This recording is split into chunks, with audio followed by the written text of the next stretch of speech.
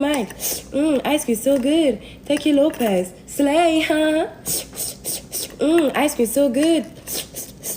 Ice cream so good. Yes, yes, yes, yes, yes, yes. Ooh, yes, yes, yes, yes, yes, yes. Yes, yes, yes.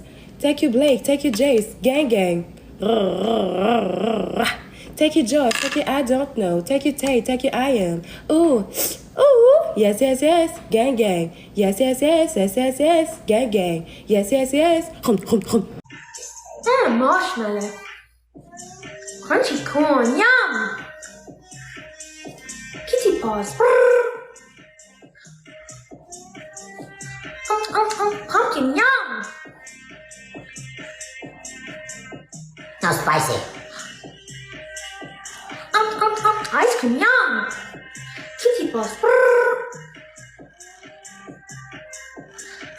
Ice cream, yum.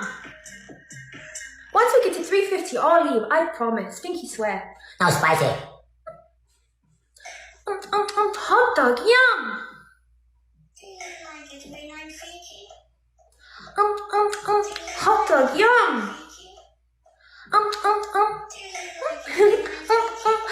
Donuts, yum.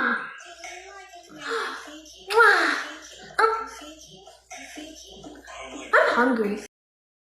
Ask me if I'm a truck. Are you a truck? Ask me if I'm a truck. Are you a truck? Among several other things on Twitter, I'm probably known by some people for being like relentless in my dunking of Zoomers. Right? Yeah. I have a pretty low opinion of the Zoomer, and I think the Nick Fuentes is in some way emblematic of this. You know, this kind of kid who's essentially got nothing to say. This is the thing that I find kind of simultaneously kind of fascinating, depressing, and infuriating. Is that, you know, the internet has kind of democratized and leveled the playing field when it comes to anybody with a microphone now has a voice, Yes. right? But the Zoomers for me are kind of like they're like a unique ground, like a kind of cultural and historical ground zero. Okay, so, you know, we talk about the boomers. The boomers had their own ground zero, right? I mean, I remember growing up in the 80s and the 90s, I was surrounded by boomer 60s culture. Yes. And I remember reading like Rolling Stone and things like that. And they would write in such a way that it was like, oh, the world was boring and grey, and there was just like Frank Sinatra and old crooners. And then it was Bob Dylan and the Beatles and rock and roll, and the 60s had like invented culture. You know, there's that kind of boomer version of the ground zero, right? But even the boomer version of the ground zero had some semblance of connection with context. There's something happening here, right? But you don't know what it is, Mr. Jones, or whatever. Right. You know, you can just see it in the songs like Roll Over Beethoven or whatever. There was an element of self-consciousness that was going on with the boomers, because they at least had the privilege, I guess, looking back, of living in a time and place that was only just beginning to fall apart, you could say. And from the European perspective, certainly was also trying to put itself back together after the tragedy of World War II, right? I mean, whichever side your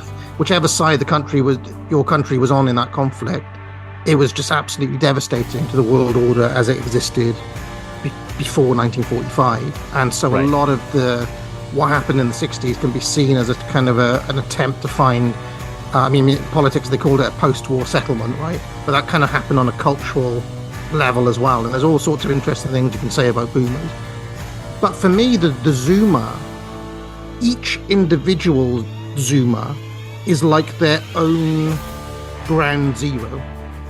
Yeah. But unlike the Boomer, who was doing something kind of interestingly countercultural, the Zoomer is so moronic and so lacking in even the basics of what I would call like basic cultural and historical knowledge, that any context of what they are doing socially and culturally is always already lost. And there's a lots of interesting ways in which this manifests itself.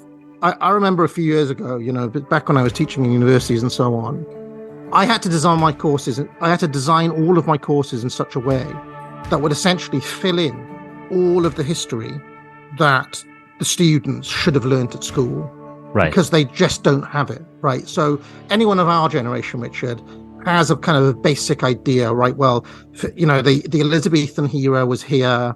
Then you have like the English Civil War, the Restoration, then something like the Enlightenment happened. Then you got the industrial, we've got kind of vague map of the shape of history in our minds, at least like which epoch goes where. There's antiquity followed by the medieval era or something like that. But because of the way that a lot of history is taught in schools, which is very kind of modular, it's very modular, I found that students just didn't even have a basic kind of sense of that. At this point you have the War of the Roses, and at that point you have Tudors, and it just doesn't exist. They don't have the map, because essentially, I mean, certainly in British schools, they study periods in isolation. It's like you'll study the Nazis on their own, and then you'll do another module and you'll study, like, I don't know, Henry VIII on his own. All right, so that there's a very little sense of history being joined up in that way. Essentially, you cannot be postmodern, right? You cannot appreciate what the postmodern is if you can't even walk. And you can't run before you've learned to even crawl. And this is another, I mean, part of it goes back to the way courses are constructed and things. I mean, I had radical feminist colleagues who were trying to deconstruct they were trying to teach like the medieval literature was written by lesbian women before these kids had even done like Chaucer or something. It's like, well, this is going to mean nothing. Like, if you haven't done Shakespeare and Marlowe and so on, nobody's going to care about Lady Mary Roth. They just don't have in order to see something as transgressive or as challenging, you have to have a sense of what the status quo is. And my general comment is that I think the Zoomers are so lacking in any of those things, that things that are just kind of bog standard reactions that we might have, social transgressions, taboos, they just don't have it. They just don't have any, there's no filter. So when we see somebody like Nick Fuentes being outrageous and saying like crazy things and so on, it doesn't it's like the Zoomers are so stupid they don't even know what they're doing in a way, which can be a good thing and a bad thing. They're immune to what I call like boomer truth regime kind of. They don't have any of the haloed stuff around World War II and the mid-century Germans and so on. But on the other hand, it's like, well, you might as well be dealing with a chimpanzee or something. It's just like it's like you're dealing with a caged animal who has no sense of anything. You can just poke them around and they'll jump about and you can laugh at them. This is my honest view. I mean, to give you an example, Richard, I have a set of tweets I do sometimes where sometimes on Twitter you're just kind of talking and you'll throw out a reference to something.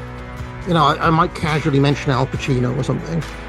And then what I've started doing is I follow that up with a tweet that says, "For Zoomers, Al Pacino is an actor." And what I'll do is I'll mix in obviously false information with kind of well-known things, right? As a kind, right? And then what is stunning about these, because obviously to me or to you, these would be like kind of funny little tweets that, because you're like Al Pacino, former Prime Minister of Italy. Exactly. During the First World War. I made there was a story with the Rolling Stones the other day as Mick Jagger's now going out with like an 18-year-old or something ridiculous like that. Yeah. Or like some girl in her 20s. Yeah. And I just quote tweeted and said, maybe he gives us satisfaction. And then I said, well, for Zoomers, tweet is a pun. Mick Jagger is in a band called the Rolling Stones.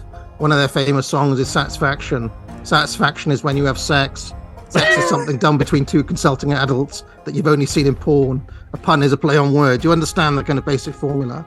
Wow. But what's incredible about these tweets is that Zoomers then, without any sense of irony or self-awareness or anything, reply saying, oh, I think I knew that, or, oh, thanks for telling me, I've never heard of Mick Jagger. Or it's just like, and it's just like, it's kind of mind-blowing. I just don't like, and I'm not talking about, you could say, well, all right, I wasn't born in the 80s, so I don't know who, I don't know, the second member of Wham is or something, right? Mm-hmm. But I'm talking about like Marilyn Monroe, Elvis, Marlon Brando, just like basic stuff that everybody knows that they just don't. Yeah. And to me, that makes them simultaneously like fascinating, sad, and also terrifying, because they just don't react to anything in the way that you might expect, because they're just not fully socialized. It's kind of like a systematic failure. You've got a generation of people who just essentially aren't finished. And I think that Nick Fuentes is, I think the reason that he's popular only really with those people. I don't think he has any crossover to anybody who comes from the before times. He's like a pure creature of Zoomer internet who speaks really only to Zoomers. And, they say like the first time is tragedy, the second time is farce, right? Mm-hmm. I do think there's a difference between Charlottesville and what happened in that moment, and this thing that we've been talking about with the Fuentes phenomenon and so on, which is that, for better or for worse, back in 2016, 2017, when you put that Pepe Frog on, there was a degree of self-awareness going on with you. Okay, you're a man who's grown up watching Seinfeld or whatever, like you understand, like you have a degree of sophistication where you actually understood to some extent what was happening and the social, political and cultural context of that, and that when you're transgressing, you'll actually know why, and what, like if something is edgy, what that line is and why you're crossing it, for better or for worse. Okay. Now the Nick crowd, I do not believe has that level of awareness. I just don't think they know what they're doing.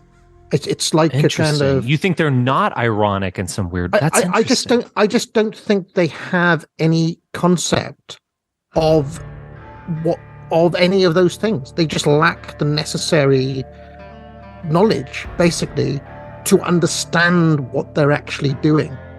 Now the actual effect when Louis Theroux puts Nick Fuentes on a BBC documentary, and middle class women in bloody Kent listen to him saying that women shouldn't have the vote and all this sort of stuff, right?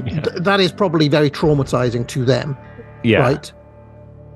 But I just don't know if Fuentes understands why that reaction would happen, right? I mean, maybe he does. Maybe I'm not giving him enough credit, but I just don't get the impression that there's the ability to distinguish between a kind of edgelord online space and just the real world and its real taboos and actual moral values that people have. I've talked a lot. My next book is going to be called The Boomer Truth Regime. Yeah. And I'm going to talk about this is a kind of mental prison in a way for boomers and Gen Xers and millennials who have all lived their lives in this kind of ideological kind of post-World War II bubble that in some ways is kind of liberal and free, but in other ways is extremely brittle. Yeah. Okay. I mean, there are whole topic areas that we that we can't even talk about without getting into trouble, right? Well, I think I think that you're onto something because, okay, so if we briefly describe the generations, you obviously the boomers had this very unique perspective of being born after the Second World War and experiencing its benefits and kind of developing the taboo, which might have existed previously to some extent, but really develop.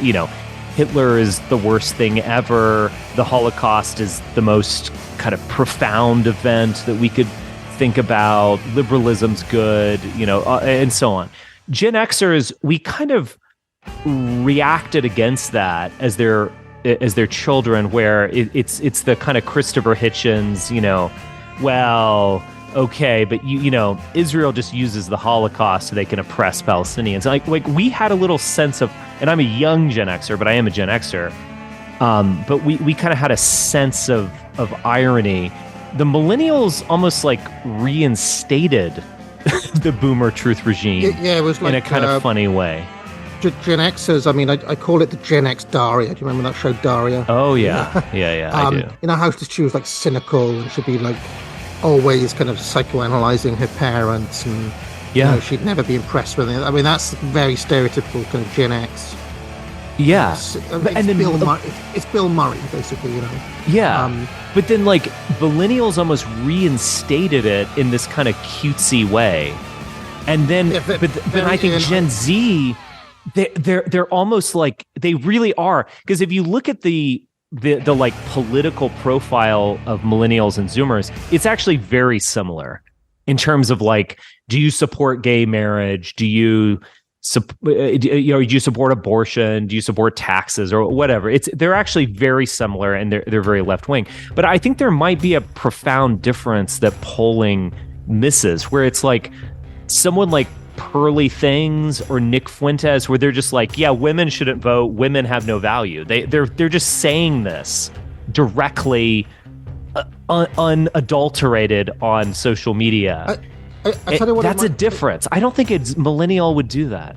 No, I mean, millennials were extremely. I taught a lot of millennials, and they were extremely earnest, and it's difficult. I'm kind of on the cusp. I'm either a late Gen X or an early millennial. You call it the Zennial, right? Yeah. Kind of unique and early. I was born in the early '80s, but the kind of certainly the later millennials, they don't deal with ambiguity very well. I remember teaching Shakespeare, and they wanted to know like who were the good guys and who were the bad guys. I'm like, you can't approach Shakespeare like it's Harry Potter, But they almost wanted to make everything Harry Potter, like genuinely a battle of good against evil, which is interesting in all sorts of ways. Harry Potter and Marvel movies. The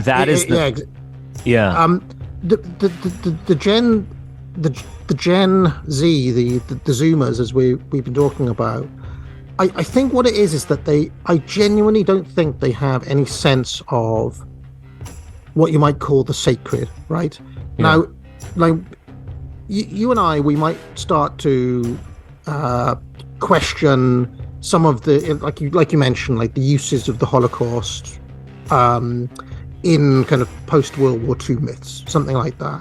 And we can look at it with a kind of jaundiced eye. Mm-hmm. But we also will have an acute sense, especially if you're just talking to a Joe Normie member of the public, that this is an absolute kind of sacred symbol at the center of the system, and that you have to tread really carefully around that, because people can, if you tread on their sacred symbol, they can go absolutely apeshit.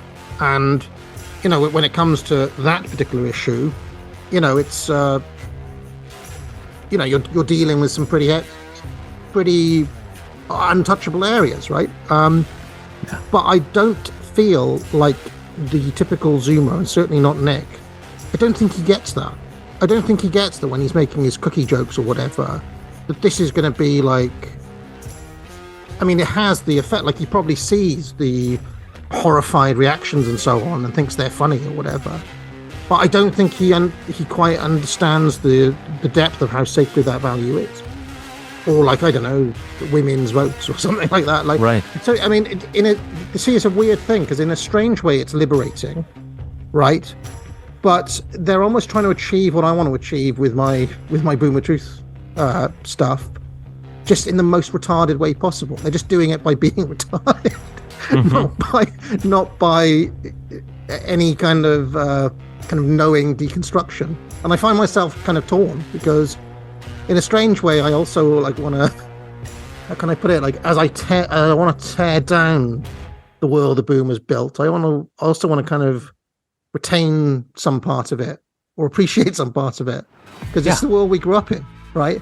But they just don't have any semblance of any of it. I mean, another attitude I come across a lot from the Zoomers is that, oh, we live in such a morally bankrupt world. Basically, all art produced after the war is degenerate. You'll talk about a movie or something. Oh, well, why would I need to know that? It's degenerate. It's degenerate. Or it's a Jewish author. Like, oh yeah, I'm glad I don't have to read that book. So you essentially get Zoomers justifying their own ignorance of everything. It's like they're proud of not knowing anything. Yeah. Which is a very so that's one thing. And their sacred objects come from the internet. So, but this is the other thing, though, Richard. Yeah. This lack of a sense of what is sacred, okay, also means you get ridiculous road to Damascus conversions every 6 weeks. I'm a pagan Nietzschean. Right. 6 weeks later, now I'm a devout Catholic. 6 weeks later, now I've joined the Orthodox Church. It's just like, do you understand the magnitude of these declarations you're making? I remember that, like Thomas Carlyle says, the most important thing about a man is his religion, right? Yeah. But these people wear them like clothes. Yeah. And they declare them to the world, and they change they change their avatars, and they get into all of the all of the ortho bro talk, and then 6 weeks later they're onto something else. Ask me if I'm a truck. Are you a truck?